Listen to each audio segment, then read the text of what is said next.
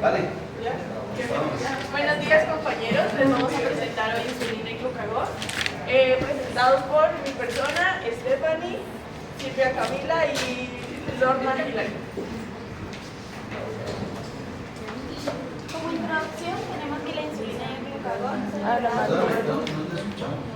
Como introducción tenemos que la insulina y el glucagón son liberados por islotes pancreáticos y juegan un papel importante en la regulación de la homeostasis y el metabolismo glucídico.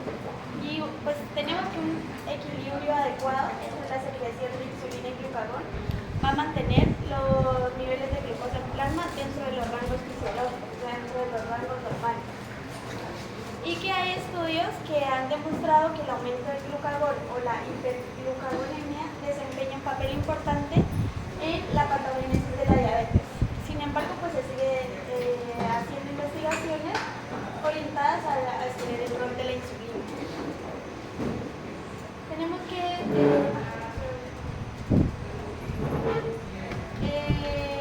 como anatomía, vamos a ver la anatomía del páncreas. Tenemos que la porción endocrina está constituida por los islotes de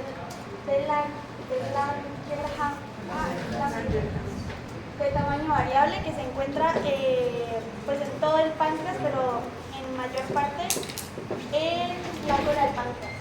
Tenemos que representa un volumen del 2% de todo el órgano. Tenemos que dentro de los islotes hay dos tipos de células, que son las células alfa y las células beta, que van a ser encargadas de sintetizar y secretar estas hormonas, pues ya para la regulación de la homeostasis y el metabolismo glucosídico. Como definición tenemos que el glucagón es un polipéptido con un peso de 3.485 daltons compuestos por 29 aminoácidos, que se produce principalmente en las células alfa pancreáticas y en la parte superior del tracto digestivo. Tenemos que en la síntesis el precursor pues está glucagón, que es una proteína de 179. Como vimos, el glucagón queda con 29 aminoácidos. Y el glucagón tiene 179 aminoácidos que se encuentran en las células alfa pancreáticas y en las células del intestino y del cerebro. Y es el resultado de un solo ARN mensajero, pero pues el procesamiento varía dependiendo del tejido. Tenemos que las células alfa, el glucagón se convierte principalmente en glucagón y en un fragmento mayor conocido como MP. Y en las células L se transforma en glicerina, que incluye glucagón más extensiones de aminoácidos, genera también GLP-1, que es el encargado de estimular la secreción de la insulina, y el GLP-2, que es encargado de regula como la ingesta de alimentos. Y la oxitomodulina, que también inhibe la secreción de ácido en el estómago.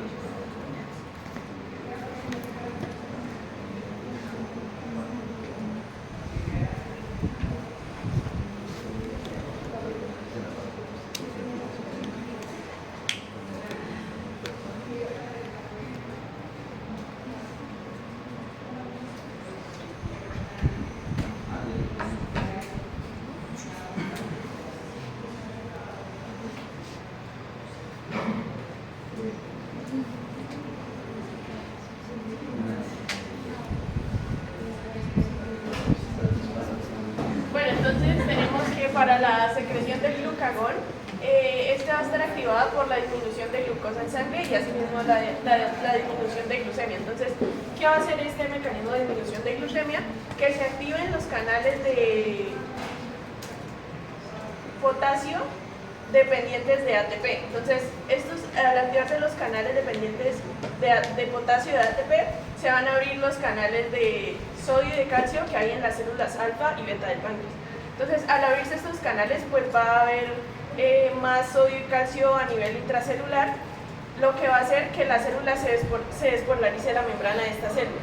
Entonces, al despolarizarse la membrana de esta célula, va a abrir más canales de calcio. El calcio pues va a estar más concentrado dentro de la célula y esto va a hacer que se secrete el glucagón, también ayudando a la síntesis de proteínas pues que se realiza en el núcleo. Entonces tenemos un mecanismo que es de inhibición y regulación de la secreción del glucagón. Entonces, para la inhibición se dice que la insulina, al unirse al receptor de insulina, activa la vía de fosfatidilnositol 3 quinasa, provocando la apertura de los canales de potasio. Como lo pueden ver aquí, también se hiperpolariza y también reclutan pues, los canales de cloro. Estos van a ser activados por el receptor de ácido gamma aminobutírico, o sea GABA, y los cuales van a provocar la hiperpolarización de la membrana, los cuales inhiben la secreción del glucagón. En la regulación de la secreción del glucagón tenemos que aparecen en las células beta del páncreas. Bueno, se me olvidó mencionarles que para que el receptor, o sea que debemos tener en cuenta que el glucagón está en el grupo 1, que es de proteínas. Entonces son hidrosolubles, lo que hace que van a llegar a su receptor, que están en la membrana plasmática. Y que en las diferentes células a las que se dirigen son principalmente al hígado, al riñón y también al páncreas. Entonces el páncreas también va a tener receptores para el glucagón, lo que quiere decir que va a cumplir una función paracrina. No son las mismas, son diferentes, entonces va a cumplir una función paracrina de bidireccional, que es lo que nos hablaron el profe de las generalidades. Entonces, para la regulación de la secreción del glucagón vamos a estar en una célula beta del páncreas. Entonces, en las células beta del páncreas van a haber unos gránulos que contienen insulina que van a estar como sostenidos por átomos de zinc.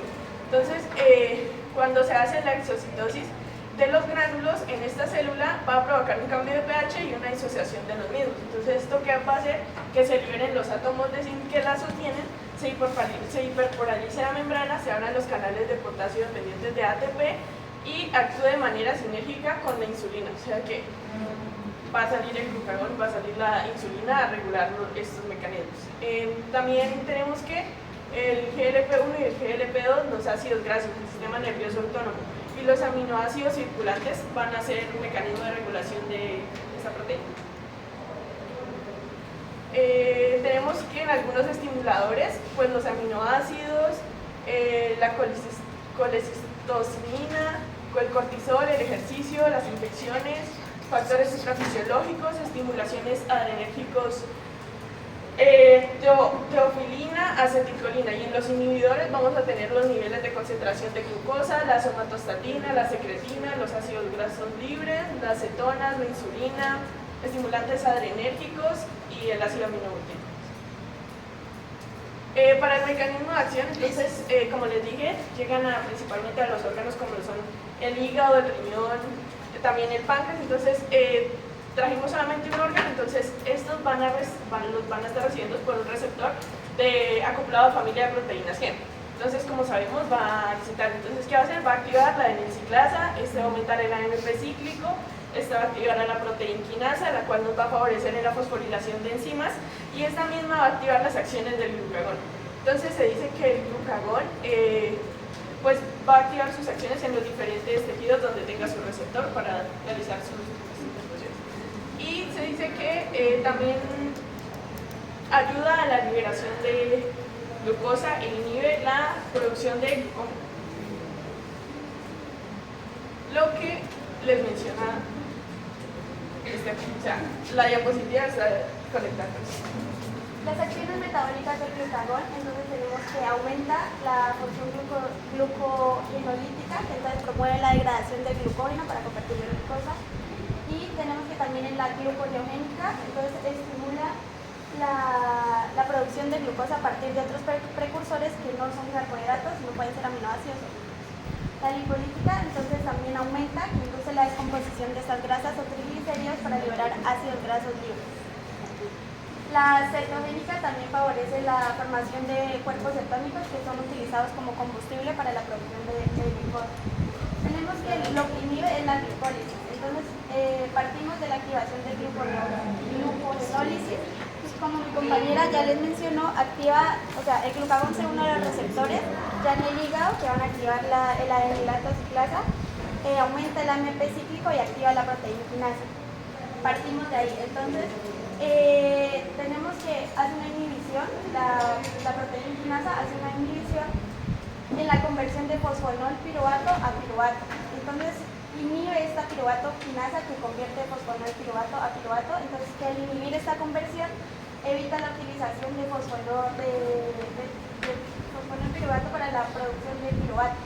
Pues así redirige el flujo metabólico para la gluconeogénesis, como ya lo habíamos mencionado. Entonces se estimula la gluconeogénesis. También hace regulación de la fructosa 2,6-bifosfato, entonces baja por lo que va a disminuir la concentración pues de fructosa 2,6-bifosfato y regula, pues esta es la que regula pues la producción inhibe la conversión de fructosa 6-fosfato a 1,6-bifosfato, lo que favorece la gluconeogénesis en lugar de la glucólisis. Entonces tenemos que la glucólisis no se va a dar. El propósito de esto es que la glucosa aumente en sangre. No se puede dar la glucólisis. Esto lo que va a hacer es inhibir la piruvato quinasa y disminuir los niveles de fructosa 2,6-bifosfatasa para que no se elimine la glucosa.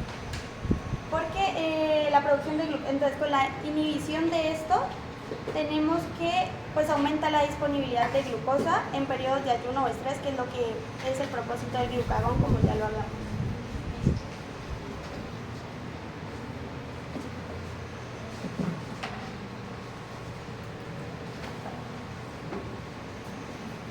Continuando con el tema, tenemos pues la insulina. Como una breve definición, tenemos que la insulina fue la primera hormona polipeptídica dada a conocer en 1950, identificado como un factor pancreático. También tenemos que estructuralmente la insulina es una proteína pequeña que tiene dos cadenas polipeptídicas, como tenemos en la imagen. Una cadena A, en este caso, que está compuesta por 21 aminoácidos, y una cadena B que está compuesta por 30 aminoácidos. Durante toda la historia, desde la década de 1950, se empezaron a hacer experimentos con animales para poder después seguir en humanos. El primer experimento fue con un perro que sufría diabetes, y luego pasó con un ratón para después ya aplicarlo al humano. Al principio no hubieron resultados muy satisfactorios en ese experimento porque no se tenía las adecuadas concentraciones, entonces el experimento falló. Luego volvieron a hacer nuevamente el mismo experimento en el mismo animalito y dio mayores resultados, pero ya con unas concentraciones un poquito mayores. Y pasada la década de 1950 hicieron el experimento en un ratón y ya se dieron cuenta que sí se podía aplicarlo a los seres humanos. Dentro de la anatomía y la fisiología, pues en la anatomía nos centramos más en el órgano, que es en el páncreas. Pues como ya conocemos, el páncreas se divide en dos partes, en una parte exocrina y en una parte endocrina. Ahora pues nos enfocamos más en la parte endocrina, en el páncreas endocrino. Pues como ya conocemos, el páncreas endocrino tiene sus ácidos pancreáticos, que son los encargados de producir enzimas pancreáticas, como lo tenemos en la imagen, y también se encuentran los islotes de Langerhans, si mal no estoy, que ellos son de 1 a 2 millones. Entonces tenemos que dentro de ellos hay diversas células. Entre ellas encontramos las células alfa, que pues nuestros compañeros ya les explicaron, que producen glucagón. Las células beta, que en este caso pues nos vamos a centrar más en ellas, que pues son las encargadas de producir insulina. En el caso de las células gamma, que producen somatostatina, en las células G, que son las encargadas de producir gastrina, y en las células T y P, que producen polipéptido pancreático. Entonces, como ya las mencioné, la que más nos vamos a centrar en este caso es en las células beta, que son las encargadas de producir tanto insulina como glucagón. Como unos datos importantes, tenemos que la insulina inhibe la secreción de glucagón, mientras que la milina inhibe la secreción de insulina, la somatostatina inhibe la secreción de insulina y glucagón. Pues dentro también de la fisiología, la insulina está clasificada como una proteína, ya que está compuesta por una cadena de aminoácidos unida entre enlaces polipeptídicos. Y también tenemos que a nivel, también va a actuar a nivel de la ARN ribosomal para la síntesis, que pues más adelante les hablaré sobre ello. En el retículo endoplasmático está totalmente inactiva, ya que después ella se va a activar en el aparato de Golgi. Ahora les voy a hablar sobre la síntesis. Como tal, no es una síntesis, sino una biosíntesis, porque siempre va a comenzar desde la parte del cromosoma 11, ya que ahí se encuentra el ARN mensajero que contiene la información para traducir la proteína y luego pasar al retículo endoplasmático rugoso para que a nivel de los ribosomas se forme la cadena polipeptídica. Entonces, al ya formarse la cadena polipeptídica, va a haber un señalador fundamental o una señalización, que es el péptido señal, como lo tenemos en la imagen. Entonces, aquí se va a formar lo que es la preproinsulina, que esta preproinsulina, junto con el péptido señal, van a ir directamente al aparato de Golgi. Como ya lo mencioné, en el aparato de Golgi pues se activa. Entonces, a nivel de él, se va a incidir con el péptido señal y va a actuar una enzima que es la peptidasa, que ella se va a encargar de eliminar la preproinsulina y pasarla a proinsulina. Ya con todo este proceso se va a incidir a nivel de la cadena C o del polipéptido C y se empaqueta en vesículas. Entonces sale tanto la insulina como el péptido C por medio de exocitosis. Y como un dato también para resaltarlo, se dice que más o menos un 4 a un 5% sale la proinsulina. En cuanto a la liberación, pues tenemos que primero que todo siempre nos tenemos que centrar en lo que es como un factor principal, que es la concentración de la glucosa. Entonces la concentración límite de glucosa para su secreción o para su liberación es aproximadamente de 80 a 100 megagramos. Y la máxima respuesta a estas concentraciones es de 300 a 500 megagramos. Entonces, como ya nos enfocamos directamente en la glucosa, pues tenemos que a nivel de las células beta del páncreas, siempre vamos a tener un transportador fundamental, que es el GLUT2, que se va a encontrar a nivel de la membrana de la célula beta del páncreas. Entonces, como ya tenemos el transportador, entonces la glucosa va a entrar a la célula. Entonces, ya dentro de ella va a actuar una enzima que es la glucoquinasa. La glucoquinasa junto con la glucosa van a ser muy fundamentales, porque lo que va a hacer la glucoquinasa es convertir la glucosa en glucosa 6-fosfatasa, lo que ella va a entrar al ciclo de Krebs a nivel de la mitocondria y va a producir ATP. Al ya producirnos ATP, lo que va a hacer este ATP es que nos va a cerrar los canales de potasio sensibles ATP.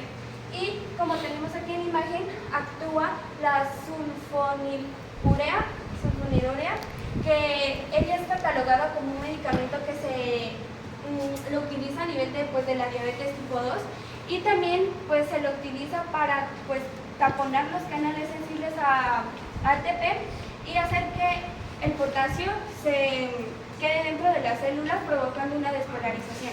Entonces, al provocar una despolarización, lo que va a hacer es que va a actuar a nivel de los canales de calcio sensibles a voltaje, haciendo que el calcio entre al interior de la célula y lo que va a hacer es que las concentraciones de él van a estar altas. Entonces, haciendo que como las células beta del páncreas, ellas secretan insulina, va a estar la insulina dentro de ellas. Entonces, después van a estar dentro de las vesículas y posteriormente van a salir por el mecanismo de exocitosis. Dentro de esto pues tenemos dos tipos de fases de secreción de la insulina, la fase inicial y una fase sostenida. En la fase inicial es una respuesta supremamente rápida que tenemos que es rápida y es transitoria porque aumenta pues a la glucosa y se produce una liberación inmediata tanto de la insulina que estuvo almacenada dentro de las vesículas. Y una fase sostenida que es una fase como más lenta y prolongada porque vuelve a ser nuevamente el mismo mecanismo. Los receptores. En los receptores tenemos que pues, los receptores de la insulina se encuentran con dos subunidades, una subunidad alfa y una subunidad beta. La subunidad alfa se encuentra al exterior de la célula, como lo tenemos aquí en la imagen, y la subunidad beta se encuentra en el interior. Ellos dos están unidos junto con la insulina con puentes disulfuro. Entonces la subunidad beta que se encuentra al interior de la célula, ellos están unidos y sufren una autodespolarización, lo que ocasiona que se active el dominio catalítico tirosincinasa o tirosina-sinasa. Lo que posteriormente ella va a provocar es que se activen los sustratos de receptor de insulina o fosforilación de las enzimas. Entonces, ¿qué va a hacer esto? Que se lleve a cabo un proceso de efecto neto, lo que va a hacer que active algunas enzimas y también las desactive. Posteriormente encontramos que lo que va a afectar a la parte metabólica es a través del transporte de glucosa, la síntesis de proteínas, la síntesis de grasa, la síntesis de glucosa y en algunas ocasiones el efecto del crecimiento y la expresión de genes. Bueno, ahora para hablar sobre el efecto de la insulina en el metabolismo de los carbohidratos, pues tener en cuenta que esa hormona nos va a facilitar lo que es la absorción, almacenamiento de la, y utilización de la glucosa en distintos órganos, tejidos del organismo, como es el músculo, el tejido adiposo y el hígado. En la secreción de insulina tras la ingesta de carbohidratos, pues nos dice que después de un consumo alto de carbohidratos, esa insulina nos va a permitir a tejidos como los que mencioné, que pues, regule la cantidad de glucosa que ingresa a la célula y su utilización también para obtener energía. Bueno, la insulina también favorece la captación y el metabolismo de las grasas, musculares de las grasas. Entonces en el músculo se va a consumir alta glucosa en dos situaciones. Uno, en la actividad física, lo que es alta, intensa, moderada, y la actividad física dice que no se consume alta insulina por la contracción muscular, ya que pues, nos está permitiendo el movimiento del transportador GLUT4 a la membrana celular, facilitando pues, así el ingreso de glucosa a la célula. También después de una comida, dice que en ese caso pues, la glucosa en sangre aumenta, lo que nos lleva a que el páncreas también nos secrete pues, más insulina, y pues esta insulina que es adicional, pues nos acelera el transporte de glucosa en las células musculares, haciendo que el músculo utilice glucosa en vez de los ácidos grasos. Ahora en el hígado, pues después de comer, la insulina también nos va a favorecer el almacenamiento de glucosa en forma de glucógeno en el hígado, y entre comidas, pues cuando la glucosa disminuye, también nos va a disminuir la secreción de insulina, lo que nos permite pues, que el glucógeno que estaba almacenado en el hígado pues, se convierta en glucosa para mantener los estados de niveles de azúcar en sangre pues, regulados.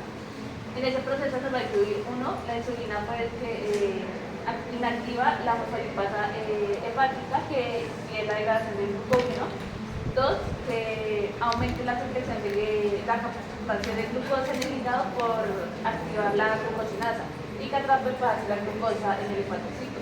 3, estimula la síntesis de glucosa al activar el glucosa sintética. Bueno, las funciones principales de la insulina en el metabolismo, tenemos uno que favorece la conversión del alto exceso de glucosa en el hígado en ácidos grasos y triglicéridos, y otro que inhibe la gluconeogénesis hepática. Entonces, cuando hay un aumento elevado de glucosa en el hígado, lo que va a hacer la insulina es convertir esa insulina en ácidos grasos para luego ser transportados como triglicéridos a las células adiposas, donde se van a almacenar como en forma de grasa. Ahora, cuando se inhibe la gluconeogénesis hepática, es al reducir tanto la actividad de las enzimas hepáticas necesarias como la disponibilidad de aminoácidos provenientes del glucógeno. Bueno, el efecto de la insulina en el metabolismo de las grasas, pues se dice que aquí también tiene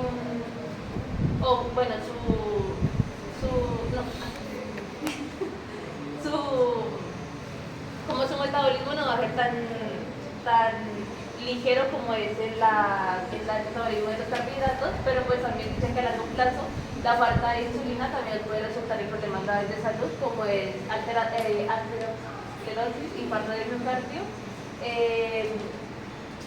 ictus cerebrales y otros accidentes vasculares. Ahora, el efecto agudo de la insulina sobre el metabolismo de los lípidos nos dice que uno aumenta la utilización de glucosa. Esto pues, nos va a reducir la utilización de grasa, lo que nos hace un efecto, nos contribuye en efecto de ahorrar lípidos en el cuerpo. El otro, el fomento de la síntesis de ácidos grasos, dice que esto se da en presencia de un alto consumo de carbohidratos, que pues las grasas se van a utilizar inmediatamente, que no se van a utilizar esos carbohidratos inmediatamente para generar energía. Entonces, estos carbohidratos nos van a proporcionar lo que son los sustratos necesarios para la formación de grasas, principalmente pues, ocurre en el hepatocito. Otro, el transporte de almacenamiento de lípidos. En este, pues, los ácidos grasos son transportados a través de lipoproteínas por la sangre hacia las células adiposas y pues, ahí se va a almacenar en forma de triglicéridos. Ahora, la función de la insulina en el almacenamiento de grasas en la célula adiposa. Tenemos dos. Uno, que la inhibición de la lipasa sensible a la insulina, como vemos en la imagen, pues la insulina lo que va a hacer es actúa inhibiendo a la lipasa, que ella hidroliza los triglicéridos que se encuentran en el tejido adiposo y así pues nos va a bloquear la salida de ácidos grasos hacia la circulación sanguínea. La otra, que es la facilitación del transporte de glucosa en las células adiposas. En esa, pues, la insulina a través de la membrana celular, algo similar como ocurre en los miocitos, nos va a captar una parte de esa glucosa, se la va a utilizar en la síntesis de pequeñas cantidades de ácidos grasos y también se van a generar grandes cantidades de glicerol fosfato que proporciona glicerol. Ese glicerol pues, se va a unir a los ácidos grasos para formar triglicéridos que pues, se van a almacenar en forma de grasa en las células adiposas. Bueno, la insulina tiene un efecto importante en el metabolismo también de las proteínas y el crecimiento. Entonces, uno, tenemos el transporte de aminoácidos, ya que pues, la insulina nos va a favorecer que la glucosa ingrese a la célula, que los aminoácidos ingresen a la célula también, como la valina, la leucina, la isoleucina, la tirosina y la fenilalanina. Otro, la síntesis de proteínas, ya que se aumenta la traducción del ARN mensajero, activando pues, la maquinaria ribosómica que pues, sin insulina, y así nos va a activar, pues, nos va a parar la actividad. 3, es la transcripción genética, que se nos promueve pues, que ciertas transcripciones de ADN y aumenta la producción del ARN y la síntesis de proteínas, incluyendo así las enzimas como lo son almacenar carbohidratos, lípidos y proteínas. 4, la inhibición del catabolismo. Este nos disminuye lo que es la degradación de proteínas, especialmente las células musculares, al disminuir la acción de los lisosomas. 5, la regulación de la gluconeogénesis disminuye la producción de glucosa en el hígado, conservando lo que son los aminoácidos para pues, ser utilizados en la síntesis de proteínas y en lugar pues, de ser convertidos en glucosa.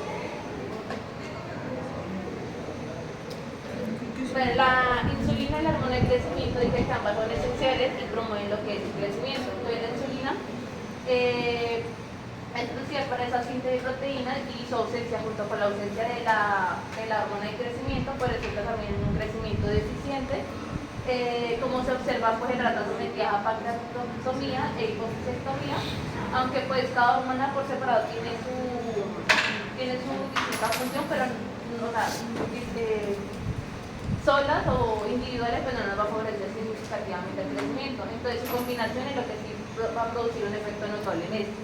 Entonces se sugiere que aunque pues tienen funciones distintas, ambas hormonas son necesarias para facilitar la entrada de aminoácidos en las células, pues las cuales son vitales para el crecimiento, como vemos nos explica Alemania. Bueno, el mecanismo de acción, entonces se dice pues, que la insulina o la sintesis de insulina se dan las células beta del páncreas, como lo mencionó mi compañera.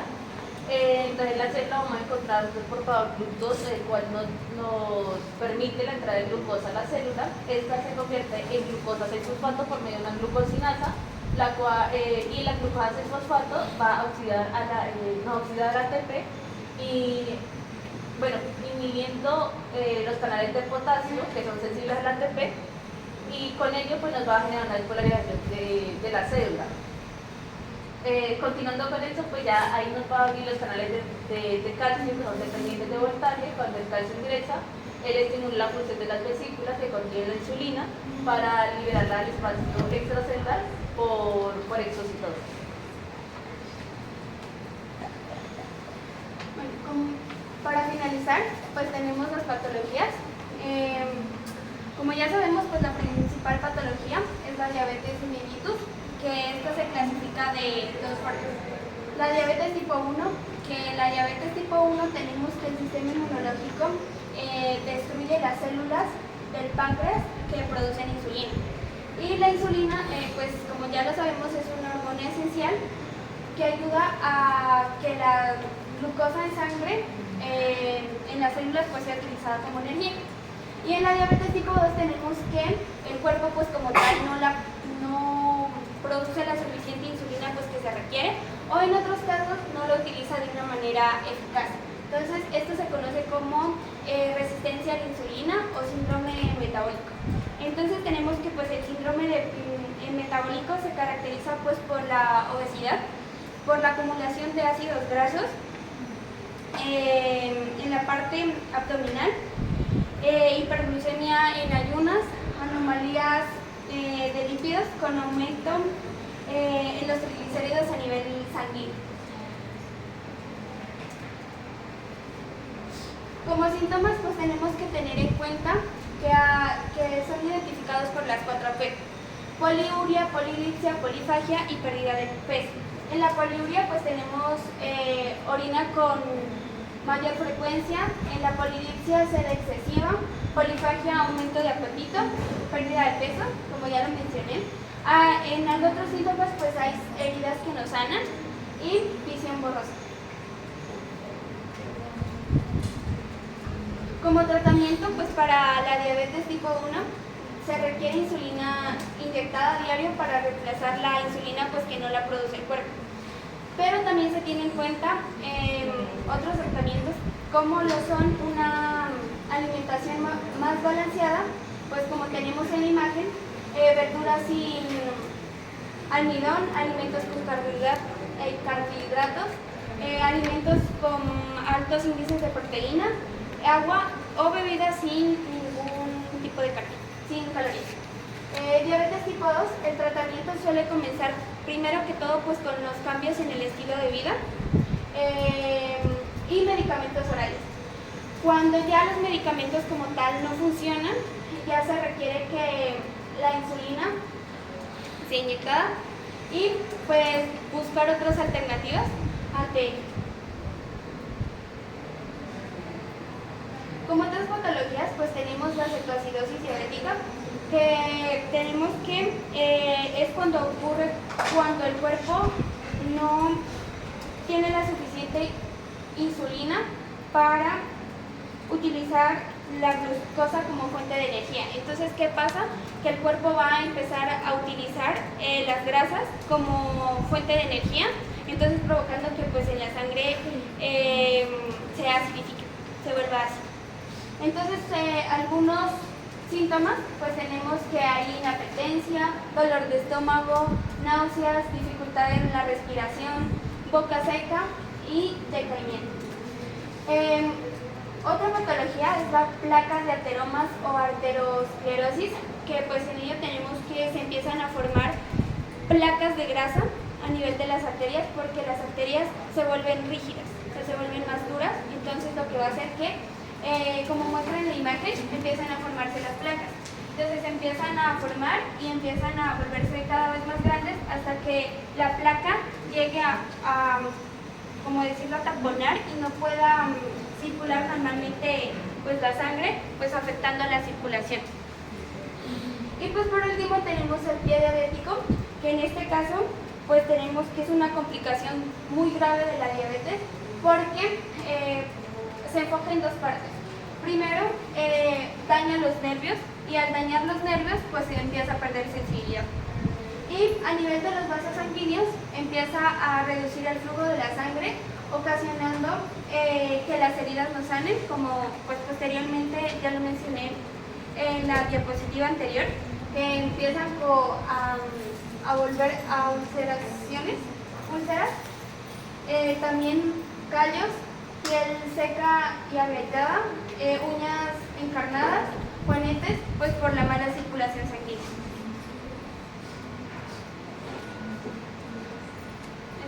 Esa es la bibliografía.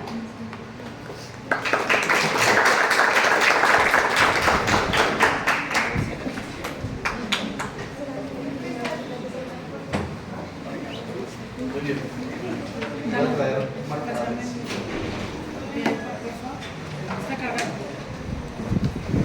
Ya listo, ya. ¿No supo? Ay, 11 normal. No sé si... Ay,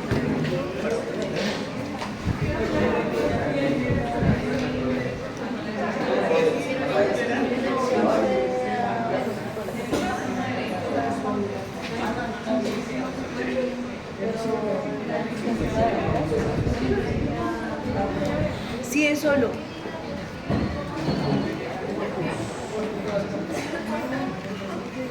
Le pregunté y Charis que Ah, sí, para que lo avancen ustedes.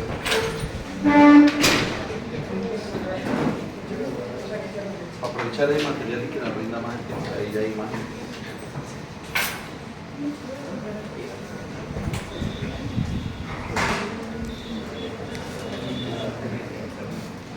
Ese da más sacarse el poco de